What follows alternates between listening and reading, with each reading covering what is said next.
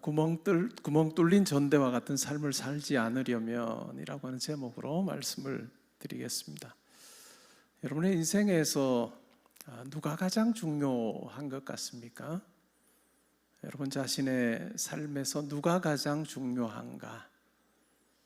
우리는 이 부분에 대한 물음에 대한 답을 확실히 가질 필요가 있습니다. 그냥 교과서적인 답 말고 진짜 내 삶의 답이 뭔가 하는 것을 우리가 확인할 필요가 있습니다. 그것에 따라서 우리의 삶이 다 바뀝니다. 어릴 때는 어떻게 생각할까요? 그냥 나 혼자 잘하면 돼. 나 혼자 잘하면 돼 라고 그렇게 생각합니다. 물론 나 혼자 잘하는 부분도 인생에서 중요한 부분이 됩니다. 그리고 시간이 조금 더 지나 보면 나 혼자만이 아니고 이제까지 내가 몰랐던 내가 쭉 자라온 가족의 배경이나 그런 부분들도 참 중요하네 라고 하는 것을 확인하죠. 그리고 살면서 또 여러 관계의 중요함을 우리는 깨닫습니다. 그러면서도 우리가 가만히 우리 삶을 살펴보면 우리 삶에 영향을 미치는 사람은 꼭 우리가 아는 사람만은 아니에요. 우리가 알지 못하는 사람도 우리의 삶에 영향을 미칠 때가 참 많다. 오히려 우리가 아는 사람이 내 삶에 영향을 미치는 것보다 나를 모르는 사람들이 내 삶에 알게 모르게 영향을 미치는 것이 참 크다라고 하는 것을 확인합니다. 사람과의 관계에서 그와 같은 걸 우리는 경험하죠. 그럴 때마다 우리는 참 세상이 좁다 그런 이야기도 하기도 하고요. 그런데 가장 중요한 존재가 누굴까요? 하나님이시겠죠. 여러분 이 부분에 대한 확실한 본인 스스로의 답이 있는지를 한번 생각해 보시면 좋을 것 같아요. 내 삶에 가장 중요한 분은 내가 넘어지고 일어서고 하는 내가 걸어가고 달려가고 엄청난 속도로 뛰어가고 하는 이 모든 것에 영향을 가장 크게 주는 분이 바로 하나님이시다라고 하는 그 고백이 오늘 이 밤 우리가 학개서를 살피면서 나오면 좋을 것 같습니다. 이스라엘 백성 남유다가 주전 586년, 587년에 바벨론에 멸망됩니다. 바벨론에 의해서 멸망이 되고 포로로 잡혀가죠. 물론 그 이전에도 포로로 잡혀간 사람들이 있었죠. 그래서 정말 하나님의 백성이라고 하는 자부심을 가지고 살았던 그들이 이제 자존심이 완전히 그냥 상하게 됩니다. 예루살렘은 황폐하게 되고 성전도 파괴가 되고 하나님의 백성으로 하나님의 통치를 그렇게 자랑했던 그들이 이방 땅의 포로로 삽니다. 새로운 하루가 시작이 돼도 소망을 가질 수 없고 그들의 소리 한번 제대로 크게 낼 수 없는 그런 형편 가운데 삽니다. 짓궂게도 바벨론 사람들이 강가에다가 악기를 걸어놓고 너희가 알고 있는 그 노래 불러보라고 이야기합니다. 그 노래의 내용이 어떤 걸까요?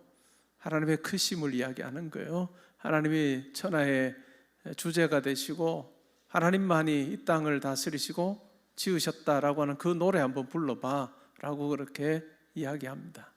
얼마나 비참한 삶일까요? 아무런 소망도 없이 그들은 살았는데 하나님께서 이 세상의 역사를 주관하십니다. 그래서 결국은 바벨론이라고 하는 나라가 페르시아에 멸망하게 되죠. 그리고 고레스라고 하는 왕을 하나님께서 세우십니다. 그리고 이 고레스가 이 유다 사람들을 본국으로 돌아가서 성전을 건축할 수 있도록 그렇게 허락해 주는 칙령을 내립니다. 이러한 칙령에 의해서 주전 536년에 예루살렘으로 돌아왔습니다. 한 5만 명 정도의 유대인이 돌아왔습니다. 그렇게 돌아와서 2년 정도 지난 후에 그들이 한 게 뭘까요? 성전 기초를 놓는 일을 시작을 했습니다. 얼마나 감격스러웠을까요? 그죠? 폐허된 그 땅을 보면서 그러나 그들을 돌아오게 하신 그 하나님을 생각하면서 꿈만 같았던 그와 같은 시간을 보냈습니다. 그리고 성전의 기초를 놓는 그 일을 시작을 한 거죠. 그때 사마리아 사람들이 이 유다 백성들에게 우리도 함께 성전을 지을 수 있게 해달라라고 그렇게 요청을 합니다. 그 요청에 대해서 어떻게 답했을까요? 답은 안 된다였습니다. 우리끼리 짓겠다라고 그렇게 이야기를 했습니다. 그러니까 함께 돕겠다라고 했던 이 사마리아 사람들이 어떻게 할까요? 결국은 방해하기 시작합니다. 심지어는 페르시아에까지 뭐 나쁜 소문을 내기도 하고 음해하는 그와 같은 일을 합니다. 우리가 살면서 보면 이러한 일들이 꽤 자주 있습니다. 누군가가 나에게 뭘 함께 하자, 도와줄게 라고 했을 때 도움을 받을 만한 형편이 아닌 그 사람이 요청을 했을 때 아니라고 했을 때 돕고자 했던 그 사람이 오히려 회방꾼이 되는 그런 일들이 비일비재합니다. 사마리아 사람들이 그러했다는 거죠. 그래서 결국은 어떻게 될까요? 성전의 기초를 놓는 그 일을 시작을 했지만 결국은 중단하고 맙니다. 중단해서 몇 년 정도가 지났을까요? 14년이 흘렀습니다. 그래서 포로로부터 돌아온 지 16년, 2년 있다가 성전의 기초를 넣기 시작했고 그 일을 시작했다가 곧 사마리아 사람들의 방해로 말미암아 성전 건축이 중단이 됩니다. 주전 520년 여름에 하나님께서 학개 선지자를 통해서 말씀하시는 내용이 이 학개서에 나오고 있습니다. 4절에 이렇게 말씀합니다. 여호와의 말씀이 3절에 여호와의 말씀이 선지자 학개에게 임하여 이르시되 라면서 이렇게 말씀합니다. 이 성전이 황폐하였거늘 너희가 이때 판벽한 집에 거주하는 것이 옳으냐라고 그렇게 말씀합니다. 이 성전은 황폐한 채로 14년이 흘렀는데 너희는 각각 너희 집을 그래도 살만한 공간으로 그렇게 꾸려서 살고 있구나, 그렇게 하는 것이 옳으냐라고 그렇게 물으십니다. 5절에 보니까 그러므로 이제 만군의 여호와가 이같이 말하노니 너희는 너희의 행위를 살필지니라. 너희의 삶을 한번 살펴봐라 라고 그렇게 말합니다. 근데 이 삶의 내용이 뭘까요? 하나님께서 축복하신 내용이 아니에요. 축복하신 내용이 아니고 하나님께서 오히려 이들의 삶이 퍽퍽하도록 만드셨다 하는 이야기를 하고 있습니다. 너희가 많이 뿌릴지라도 수확이 적으며 먹을지라도 배부르지 못하며 마실지라도 흡족하지 못하며 입어도 따뜻하지 못하며 일꾼이 삭슬 받아도 그것을 구멍 뚫어진 전대에 넣음이 되느니라. 이 지금 유다 백성들의 삶은 마치 구멍이 뚫린 전대와 같은, 돈주머니와 같은 삶이라고 그렇게 이야기를 합니다. 머릿속에 한번 그려볼까요? 구멍이 크게 뚫려 있는 돈주머니예요. 그 안에 돈을 넣으면 어떻게 될까요? 돈을 넣으면 차곡차곡 쌓일까요? 쌓이지 않는 거예요. 돈을 아무리 많이 넣어도 계속해서 구멍을 통해서 다 돈이 술술 빠져나가 버리는 겁니다. 하나님께서 지금 이스라엘 백성, 유다 백성들의 삶을 그렇게 묘사하고 있습니다. 그리고 7절에 보니까 만군의 여호와가 말하노니 너희는 자기의 행위를 살필지니라. 계속해서 너희 삶을 한번 살펴보라 라고 하는 이야기를 합니다. 우리가 신앙생활을 할 때 매우 중요한 것이 우리 삶을 살피는 지혜가 필요합니다. 신앙생활 할 때 이것이 없으면 하나님의 일하심에 대해서 우리는 막연해질 가능성이 큽니다. 내 삶을 통해서 하나님이 지금 어떤 방식으로 일하고 계시는지를 우리가 알지 못하면 하나님의 일하심에 대해서 우리는 희미하게 되고 결국 그와 같은 삶이 지속이 되면 하나님과는 참 멀어진 느낌을 가지게 됩니다. 그러나 하나님께서는 하나님의 뜻 안에서 반드시 내 백성, 내 자녀를 돌이켜야 되겠다라고 하실 때는 말씀을 하시는 거죠. 근데 계속해서 너의 행위를 살펴봐라, 너의 삶을 살펴봐라 라고 그렇게 이야기를 합니다. 8절에 보니까 너희는 산에 올라가서 나무를 가져다가 성전을 건축하라. 그리하면 내가 그것으로 말미암아 기뻐하고 또 영광을 얻으리라 라고 그렇게 말씀합니다. 이 학개 선지자를 통해서 하나님께서 지금 하고 계시는 말씀이 뭐냐 하면요, 너희가 지난 14년 동안 그렇게 성전을 기초만 놓고 사마리아 사람들의 방해로 말미암아 성전 짓는 것을 중단하고 각각 자기가 판벽한 집을 짓고 그 안에서 그냥 살고 있는 거예요. 그냥 하나님 백성으로 살긴 하지만 이 우선권의 문제에 있어서는 우선권의 문제가 정확하게 해결되지 않은 채로 살고 있습니다. 그와 같은 부분에서 이제 하나님께서 말씀하는 거예요. 하나님께서 그냥 너희들의 삶에 어떤 일이 일어나는 것이 결코 너희들이 생각하고 계산하는 그와 같은 방식대로 일어나는 것이 아니라 내가 너희의 삶에 개입해서 이와 같은 일이 벌어졌다라고 말씀하고 계십니다.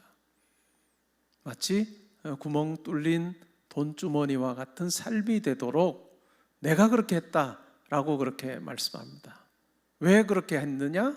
그것은 바로 이와 같은 우선순위의 문제에 있어서 가장 중요한 것을 뒷전으로 던져버렸을 때, 뒤로 넘겨버렸을 때 하나님께서 이와 같은 삶을 살도록 하셨다라고 이야기합니다. 그러면서 아주 분명하게 이야기하는 거죠. 산에 올라가서 나무를 가져다가 성전을 건축하라. 다시 우선권의 문제를 분명하게 정리하라라고 하는 이야기를 합니다.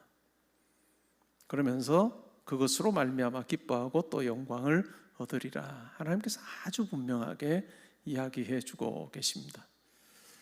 9절부터 이어지는 내용을 보면 하나님께서 이 유다 백성들을 향해 가졌던 그 마음이 잘 드러납니다. 너희가 많은 것을 바랐으나 도리어 적었고 너희가 그것을 집으로 가져갔으나 내가 풀어버렸느니라. 나 만군의 여호와가 말하노라. 이것이 무슨 까닭이냐? 내 집은 황폐하였으되 너희가 각각 자기의 집을 짓기 위하여 빨랐음이라. 그러므로 너희로 말미암아 하늘은 이슬을 거쳤고 땅은 산물을 거쳤으며 내가 이 땅과 산과 곡물과 새 포도주와 기름과 땅의 모든 소산과 사람과 가축의 손으로 수고하는 모든 일에 한재가 들게 하였느니라. 하나님께서 이와 같은 일을 하셨다라고 그렇게 말하고 있습니다. 그러면서 이와 같은 하나님의 말씀에 대해서 순종하여 하나님을 경외함으로 하나님께서 하신 그 말씀대로 이제 성전 건축을 시작하려고 할 때 13절에 보면 여호와가 말하노니 내가 너희와 함께 하리라 라고 그렇게 말씀하십니다. 그리고 하나님께서 함께 하셔서 마침내 성전이 건축되는 그와 같은 일이 일어났습니다. 이 학개 1장의 말씀을 통해서 우리는 신앙 생활의 중요한 교훈을 한번 살펴볼 필요가 있습니다. 첫 번째는 과연 중요한 것을 가장 중요한 것으로 나는 여기고 살고 있는가라고 하는 것입니다. 가장 중요한 것을 가장 중요한 것으로 나는 여기면서 살고 있는가? 우선권의 문제에서 나는 흔들리지 않은 그 같은 모습으로 살고 있는가라고 하는 것입니다. 우리가 예수님을 통해서 하나님을 만나게 될 때, 진정으로 하나님을 만나고 체험한 성도라고 한다면 예외 없이 하나님 내 삶을 통해서 하나님을 영화롭게 하기를 원합니다. 하나님 내 삶을 통해서 하나님이 존귀해진다면 그것보다도 더 큰 바람은 없습니다 라고 하는 그 고백이 나오게 되어 있습니다. 이 고백이 나오게 되어 있습니다. 진짜 하나님을 만난 사람이라면, 체험한 사람이라면 이 고백이 안 나오면 이상한 거예요. 안 나오면 하나님이라고 하는 그 분을 우리가 경험하게 될 때, 그분을 만나게 될 때 나와는 도무지 비교할 수 없는 그 거룩하신 하나님, 그 크신 하나님이 예수님을 통해서 나를 자녀 삼으셨다는 것을 우리가 알게 될 때, 단순히 지식적인 차원으로 아는 삶이 아니라 우리가 기도의 자리에서 말씀을 읽으면서 성령께서 우리에게 깨달음 주셔서 알게 될 때, 그리고 이 아는 것이 시간이 지날수록 더 커질 때, 더 깊어질 때 우리는 우리의 삶이라고 하는 것, 이것이 정말 하나님을 영화롭게 하는 것을 위해서 우리에게 주어진 것이라는 것을 분명히 고백하게 됩니다. 그리고 이 고백을 나로 하여금 하게 하신 것이 얼마나 큰 은혜인지를 우리는 그 고백을 하면서 알게 돼요. 그러면서 우리는 기도의 자리에서 하나님 앞에 당당하게 그렇게 말씀드립니다. 하나님, 제 삶을, 제 삶 전체를 하나님을 위해 드리겠습니다. 하나님께 내 삶의 백지 위임장을 올려드리는 거예요. 하나님께 내 삶의 백지 위임장을 올려드립니다. 그것이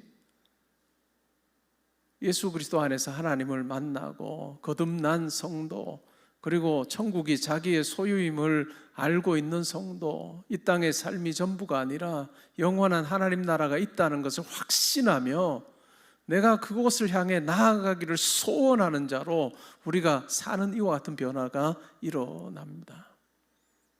이것이 우리 신앙에 있어서 매우 중요하고 가장 기본적인 부분이에요. 여러분 가운데 이 고백이 있는지 모르겠습니다.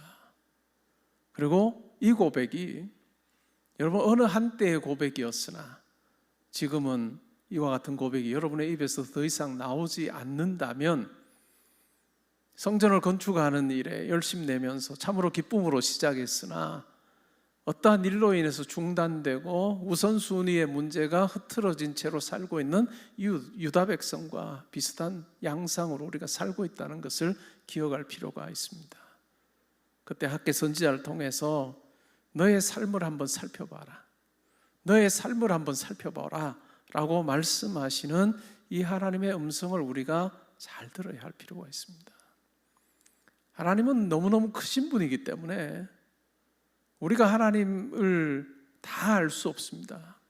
다 알 수 없는데 하나님께서 참 신기한 것은 하나님께서 각자에게, 진짜 그리스도인이라면 각자에게 자기의 삶을 살필 때 하나님께서 들려주시는 음성은 너무나도 또렷합니다. 그 음성을 들을 수 있느냐 아니냐라고 하는 것이 참 중요하죠. 너의 삶을 한번 돌아보아라.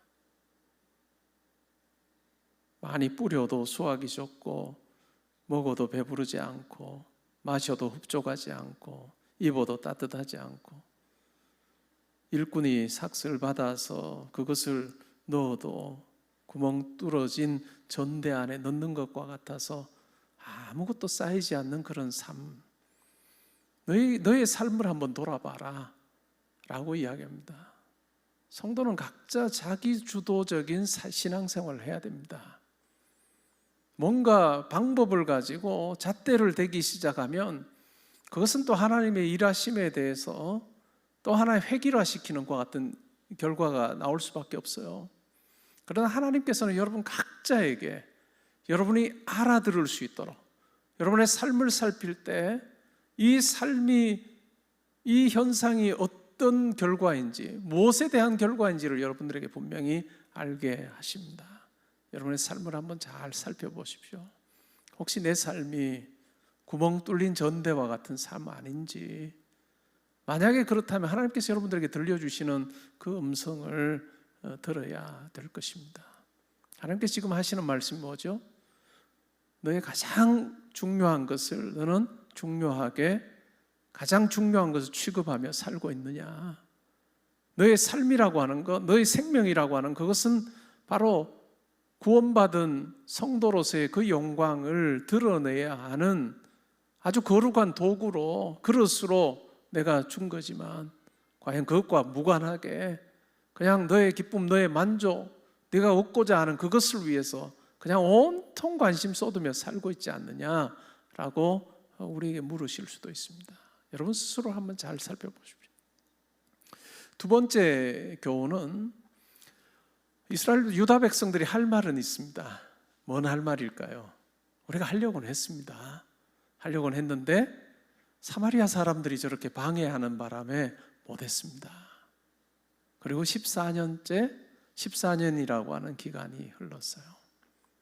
여러분의 삶도 한번 잘 살펴보시면 좋겠어요. 하나님 앞에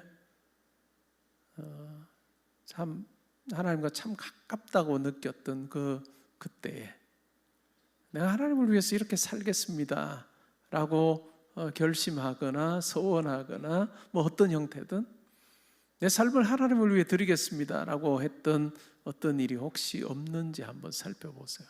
과거에. 근데 그렇게 하려고 했더니 어떤 일 때문에 못했다라고 하는 일이 각자에게 있을 수 있어요. 근데 하나님은 그냥 넘어가시진 않으시는 것 같아요.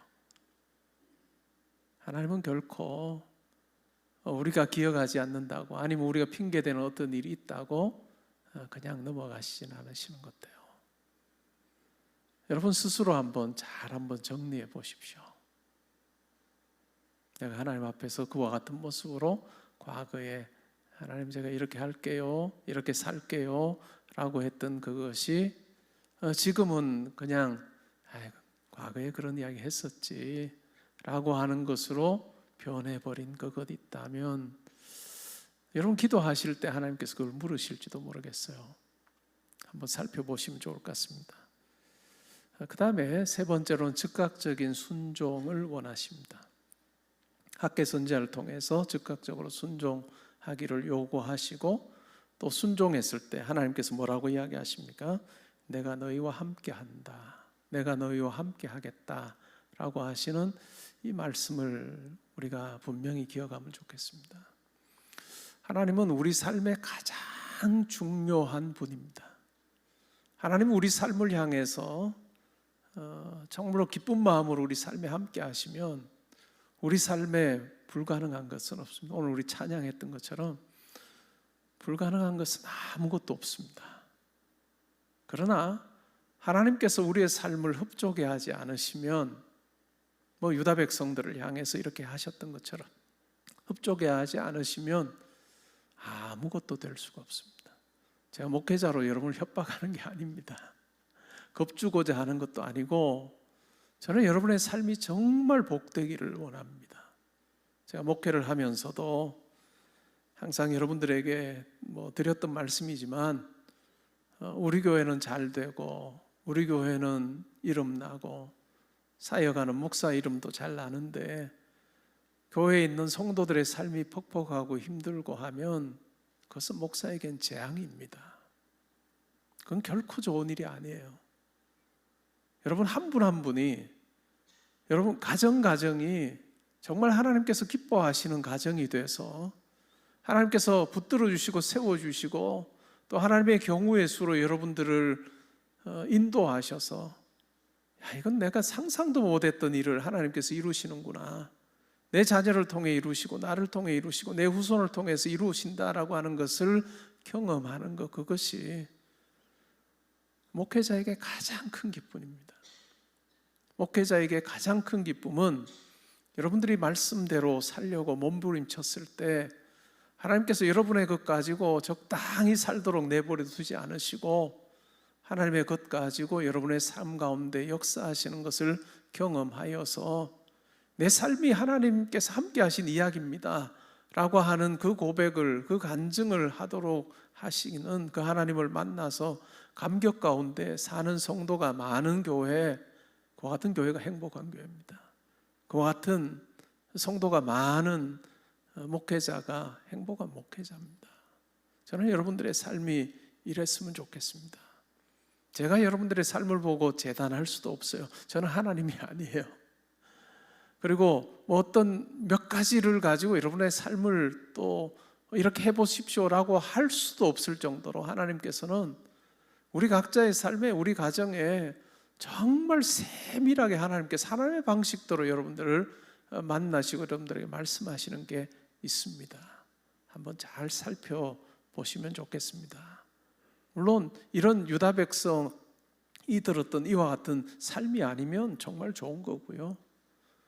그러나 이와 같은 삶이라면 과연 무엇 때문에 이럴까라고 하는 것을 잘 살펴보시면서 그 원인을 한번 여러분 스스로 찾아가 보는, 자기 주도적인 신앙을 가지고 하나님 앞에서 한번 찾아가 보는 그런 과정을 여러분들이 겪어보시면 좋을 것 같아요.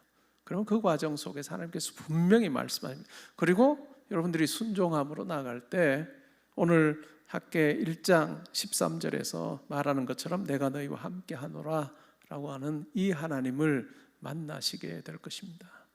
우리가 기도의 자리에 있을 때 우리 삶을 돌아보는 거죠. 기도의 자리에 있을 때 우선권의 문제가 잘못되지 않았는지, 내가 수고하는 이유가 무엇인지, 내가 애쓰는 이유가 무엇인지, 무엇을 목표로 삼아서 내가 살고 있는지를 한번 잘 점검해 보시면서 그 열심 내는 동기가 이 세상에서 잘 먹고 잘 살고 다른 사람보다 조금 더 떵떵거리며 살고 다른 사람보다 내 이름 조금 더 드러내며 사는 것이 되지 아니하는 우리의 열심이 바로 많은 사람들에게 보이지 않는 하나님을 내 삶을 통해서 보여주는, 그것이 우리의 인생의 목표가 되고 그것을 위해 살 때 하나님께서는 우리를 통해 참 기뻐하실 것입니다. 그리고 여러분 한 분 한 분의 삶에 개입하셔서 여러분의 계획, 여러분의 꿈, 여러분의 경우의 수와는 아주 다른 방식으로 하나님께서 인도하실 것입니다. 저는 제 삶을 통해서 확신합니다. 제가 꿈꾸거나 바라지도 않았던 방식으로 하나님께서 저를 지금까지 인도하신 하나님이시기 때문에 예수 그리스도를 내어주고 여러분을 얻으신 온 천하보다 여러분 한 사람이 더 존귀한 여러분을 향해서 하나님께서 또한 그와 같이 대하시리라 믿습니다. 여러분 안에 자기만의 어떤 왕국이 아니라 하나님을 영화롭게 하고자 하는 그 마음으로 하나님 앞에 나아갈 때 하나님께 진정으로 기뻐하셔서 여러분의 삶을 들어 사용하시고 많은 사람들에게 살아계신 하나님을 증거하게 하시는 그 같은 놀라운 일이 일어나면 좋겠습니다. 그리고 그와 같은 많은 성도님들이 있어서 예배 자리에 오고 삶의 자리에서 참 기쁨이 되고 하나님으로 인해서 만족감이 있는 그런 성도님들이 많이 있는 그런 우리 개포동교회가 되면 하나님께서 우리 성도 한 분 한 분의 모임인 이 교회를 보면서도 흡족해 하실 것입니다. 낙심에 있는 성도님들이 있다면 한번 잘 살펴보십시오. 내 삶을 살펴봐라 라고 하는 그 하나님의 음성을 듣고 잘 살펴볼 때 성령께서 천사를 보내서 알려주진 않으실 거고 성령 하나님께서 여러분 마음속에 말씀해 줄 겁니다. 그 성령의 음성을 듣고 하나님께서 기뻐하시는 쪽으로 여러분의 삶을 이렇게 옮겨가면 분명 여러분의 삶에 함께 하셔서 이 세상에 아무리 큰 부자나 이 세상에 아무리 힘 있는 사람 이 여러분을 뭐 어떻게 하려고 해도 도와주거나 힘들게 하거나 하려고 하는 그것과 비교 안 되는 온 우주 만물을 창조하신 그 하나님께서 여러분의 아버지로 함께 하시는 그 영광스러운 삶을 여러분들이 살 수 있게 될 것입니다. 그래서 우리 개포동교회가 이러한 하나님을 만난 많은 사람들이 함께 모여 찬양하는 교회가 되게 하시고 또 말씀 안에서 하나님의 일하심을 서로 나누는 교회가 되게 하셔서 사람들의 이야기는 점점 줄어들고 하나님께서 하신 이야기들이 더 많아지는 그러한 교회가 된다면 하나님께서 우리를 보시면 참 기뻐하실 것이고 그렇게 살아가는 우리도 말할 수 없는 기쁨과 행복 가운데 사실 것입니다. 그렇게 살다가 하나님께서 오라 하시는 그날 영광스럽게 하나님 앞에 서서 하나님 칭찬 듣는 우리 모두 될 수 있기를 주님의 이름으로 축복합니다. 아멘.